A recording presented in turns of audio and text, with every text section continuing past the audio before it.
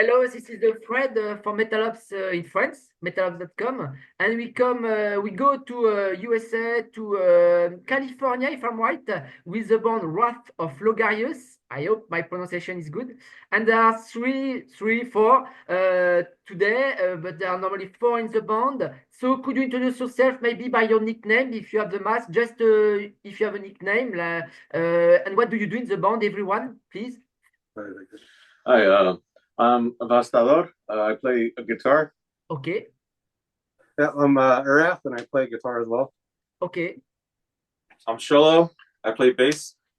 Okay, and there is a drummer. I think who is the drummer? Yeah, Lord Marco is our session drummer.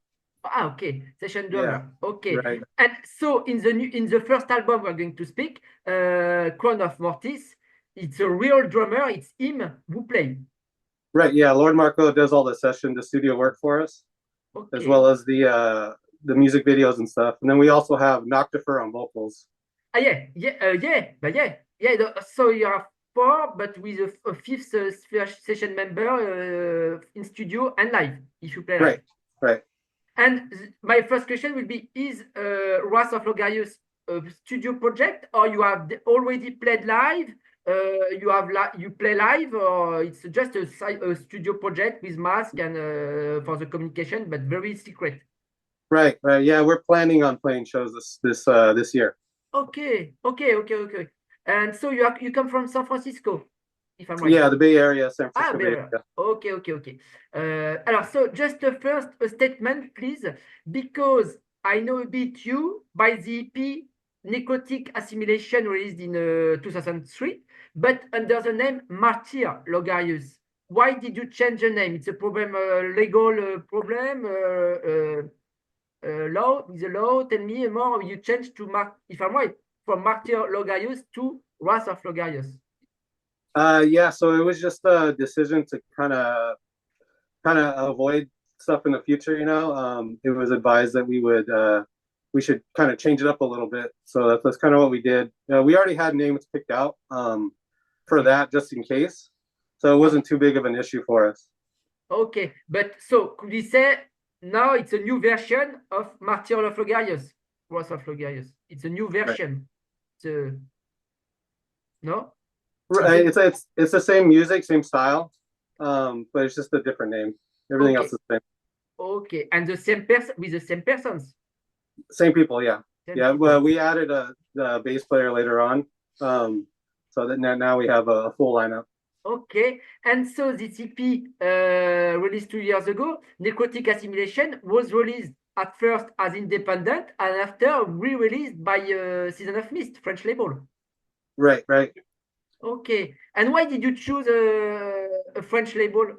Well, they chose us. We weren't really looking for a label in the beginning. Okay. And then a couple other ones had messaged us, and then Season of Mist kind of just was where we were going to go if we were going to choose a label. Yeah. Okay. A lot of new releases from California, San Francisco. I think about on Season of Mist and the roster of Season of Mist. I think also about Night. N-I-T-E just released the new album. Okay. Do you know some French black metal acts? Maybe you like some of French we have in France black metal acts. There's a lot of band. Like I'm pretty bad about remembering what band names are around. I usually just listen to an album a bunch. Then I'll listen to something else. I'm constantly shuffling all these new bands. Oh yeah. And the logo. Yeah. Go ahead. No, tell me. Oh yeah. So I'm always like, I always have a fresh rotation of bands, so it's hard for me to remember what bands are from where. Okay. Yeah. What are some of the top black metal artists from France? Oh yeah. You have a lot of new generation of black metal bands, post black metal, etc. But we have a tradition in black metal since the 90s with Seth, S-E-T-H, but they sing in French. But a lot of, but they are also signed on Season of Mist. Right. Yeah. But they speak in French. They sing in French. It's a very special approach with their style. Like you have your own style, your own visual. So why did you choose to wear a mask for this communication, for this interview and live? Why did you choose that? Did you like it? Did you like a lot Skeletor in the TV series? And I when was I a kid, and there is a new version on Netflix of Masters of the Universe. Right. Yeah, I do like Skeletor. Yeah, but it was kind of a creative decision to kind of avoid corpse paint. Okay. Okay. Right. We had kind of it's kind of a pain to get on, a pain to get off. I don't think I would look very cool with it either. So the masks were the next best option. I think it's important for us to hide our identities because we want the music to kind of be its own thing. Yeah. Yeah. And live, it won't be a problem to breathe, to sing, to move. No, it's okay. I think it will be okay for the most part. For the drummer or the singer? Well, we have different exceptions. Like the drummer will just wear the bottom part with the mask on top, no hood. The singer will have no bottom part.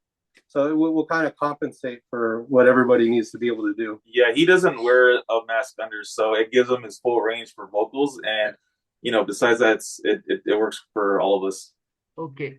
And in a way, to avoid, you say, corpse paints, etc., and with a swear, etc., on stage. But is it another way to preserve your life, your own life, your private life, and to separate maybe your day life if you have a day job and nocturnal life and black metal evil side? Yeah. I think also, like, for some of us, we just like the allure of not knowing who we are and just letting, like you said, let the music speak for itself. Yeah. And there's a lot of bands, like, it's not that a lot of bands wear masks, but you have other bands like Uada out of Portland, Oregon, who they wear like the hoods that cover their face completely, and they don't show their faces in photos. They kind of cover themselves up. So there's just that extra allure, like, who are these guys? And for them, it's very like Northwestern, like of the evergreens type of thing. And for us, like, black metal isn't huge in California, but we just wanted to speak for itself and kind of just like, hey, these guys know what they're doing, or hopefully know what they're doing. But yeah. Okay, well, I understand. And and I thank you, some bands with a corpse paint, some mask doesn't want, don't want to make some interviews, especially on video. And so we traditionally made that by written emails and it's written on our website because they don't accept to make a video like that today for the interview. But I can understand, I respect that, but times have changed since the 90s. So let's continue. About the name, excuse me, but Wrath of Logarius. I tried to find what is it about, and in fact, it's in relation with a video game, Bloodborne or Dark Souls on PlayStation, maybe, or PC. Tell me more. You play a lot of video games? Yeah, it was a secret boss, or like on a different location of a video game called Bloodborne. And I just remember playing it with you're out here, and we're just like, oh, this guy sucks, and then when we were talking about making a band, and it was just a name that popped up, like, hey, what about Martyr Logarius? Okay.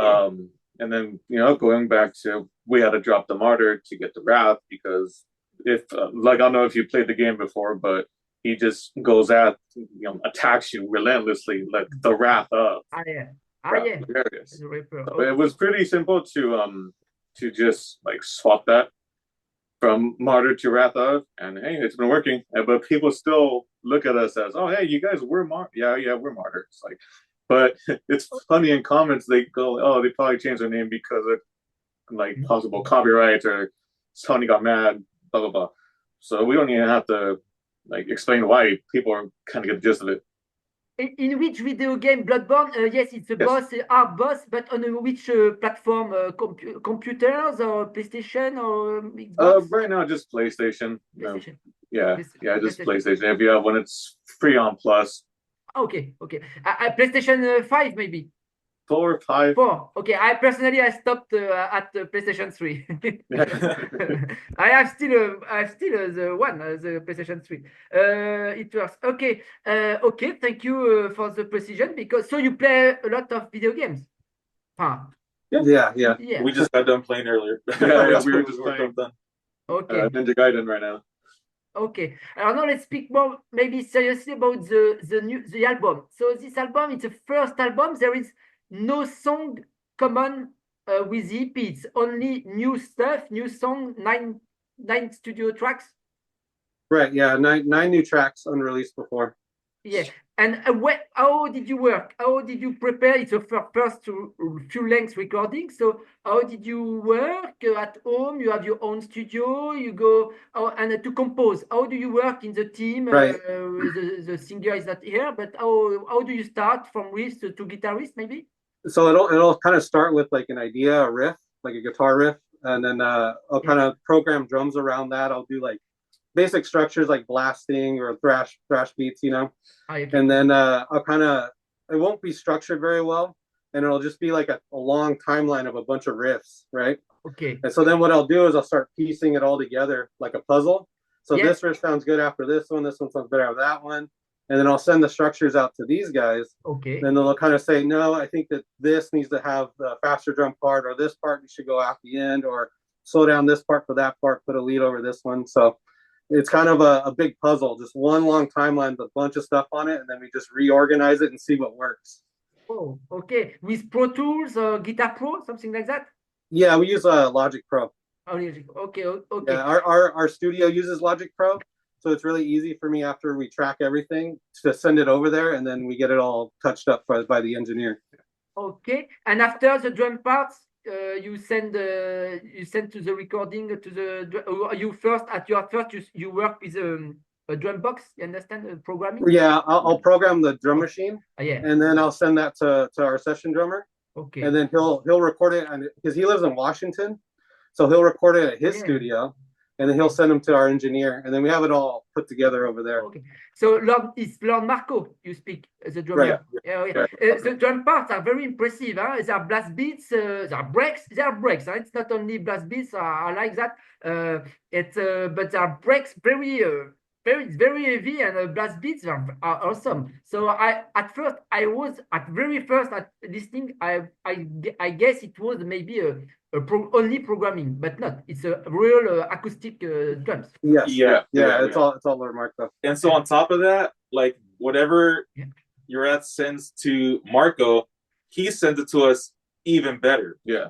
Okay. Like there are parts that just sound crazier than the computer does, and he just puts on the real feel, and it just sounds even better. It always sounds better when a real drummer is doing it. And it's crazy that he can actually do more than what we think is crazy already as a program, and he just takes it to the next level. Yes, there is. So he brings his human touch, his groove, and his an organic, because it's very important nowadays with the AI. I don't know if you understand the intelligence, artificial intelligence, and in English. Yes, it's very important and very easy to record all the instruments, and especially the drum part, because it's hard to find a drummer, and so hard drummer. Right. You can do it. You can do it with AI. You can, and that's the problem. Maybe the future of the artist, if music is only AI and made by computers, what will be the future of artists if you want to play live? That's the problem. It's the question is nowadays. It's very important for you. For the artist. Yeah, I think so. I think ultimately everything's going to kind of stay in the underground, and pop music will be all AI. All mainstream music will just be AI. Because the majority of people don't really care where it comes from, to be honest. I really don't think they do. But for like underground music, like metal and punk and stuff like that, I think regular music is always gonna be around. It needs to always be live, unless there are very few bands that still go out with drum programs. But I mean, I think at the end of the day, if you go to a concert with some of the most craziest drums or any kind of like guitar leads or whatever it is, if it's not real, then you're just watching a DJ at that point. But sometimes it fits well with black metal. For example, in Switzerland, we have Born, Borgne, more industrial black metal stuff, and with keyboards. Or Limbonicart in Norway. Limbonicart, it's a drum program since the 90s with Limbonicart, but and it's okay. It fits well for some, but they don't play show live. But Born, yes, Limbo Cart in 1995, and that's all. About the first single of the album, I think it's Keeper of the Spectral Legend. There is a video, a nice video. I like the visual, the colors, etc. are all in the layout of the album. And so, is it the 9 tracks? Are there stories, different stories? There are links in Crown of Mortis. Is it a conceptual album? Crown of Mortis. So Necrotic Assimilation was one thing, and then for the album we wanted to do more of like little stories. So you're right. It's like different chapters within a book, kind of unrelated, but they're all still connected in the big picture. Okay, and why did you choose this song first, single, or with a label? Or why not? And what will be the next music videos maybe for the song? And why first this choice, Keeper of the Spectral Legend? That one was kind of the best representation of everything that's included on the album. It's pretty fast, very heavy, has a strong melodic section, has some odd meter stuff in the middle. So it kind of all had everything that we wanted to show off for the album, to show people kind of what the rest of it was about. I think that was just a good representation.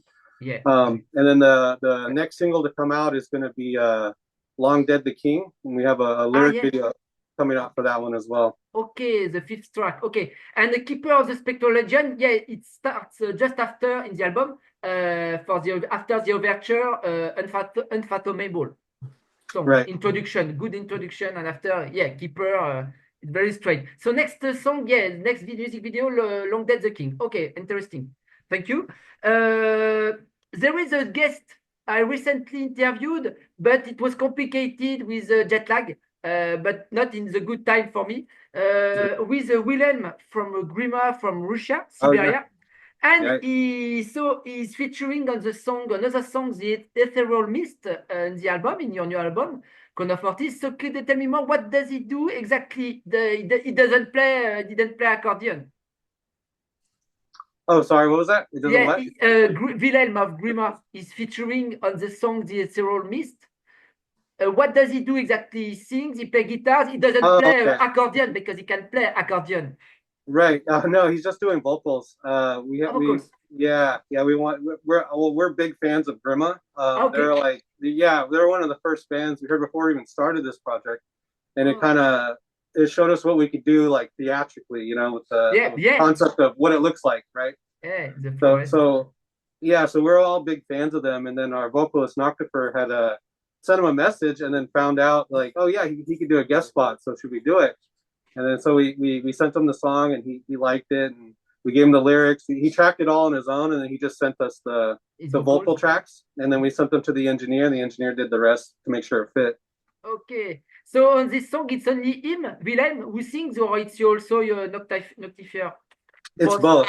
Yeah, it's both. So Noctifer will do probably about 2/3 of it, and then the last third will be Wilhelm. Yeah. Okay, so by good relations between Russia and USA, it's good to hear that nowadays. Let's get them together. Okay, but no politics. It's just about the music. No politics. We love black metal and unique black metal. And in fact, every band, your band and Voici of Logarius and also GAEREA have finally. You have your own style, black metal, but more atmospheric, more direct. It's and you can work together. So it's good. It's very interesting. But you have your mass, but all your universe. Everyone has his own universe. Right. Yeah. What I want to say to add? Yes, there is a song called. Excuse me, I'm looking for Of the Void song. I am the void.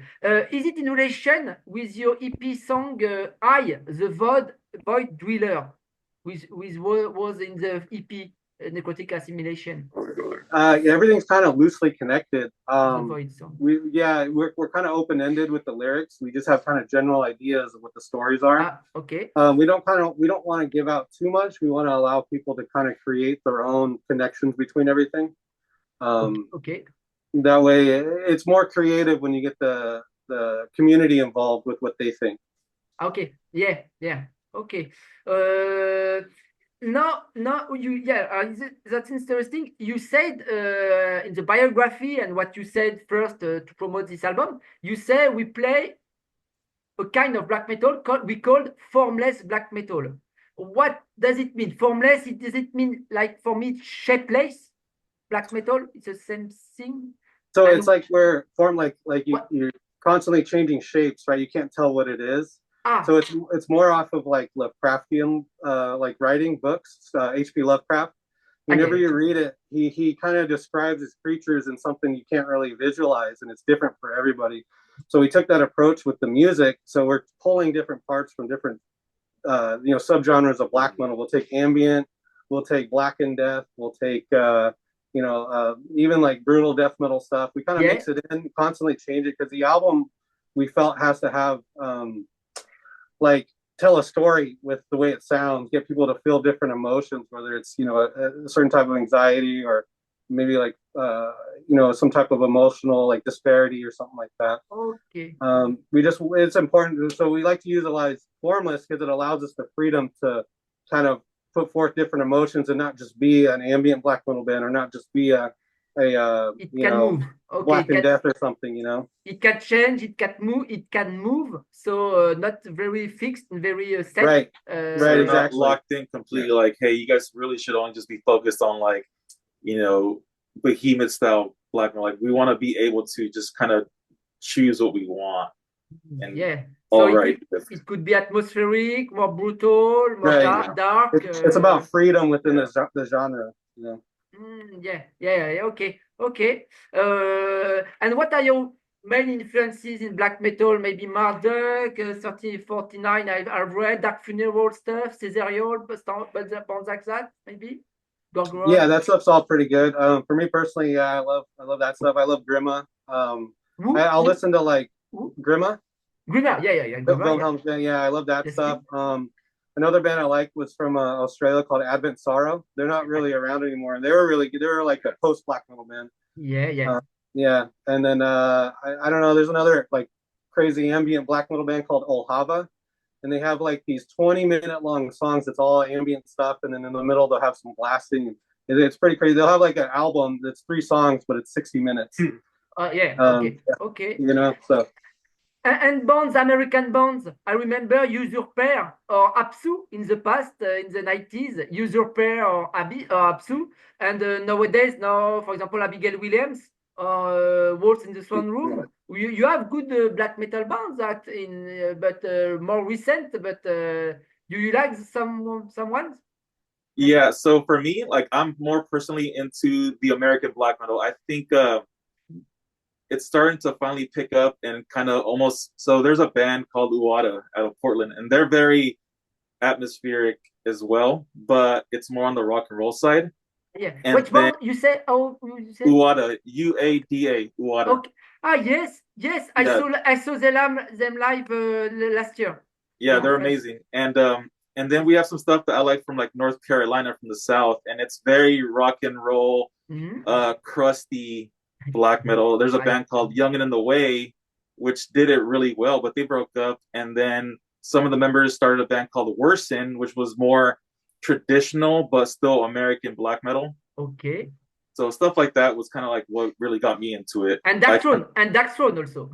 Yeah. So and Dark Funeral, Dark Funeral is you gotta go with the traditional too. And your other colleague maybe on the left, on your right.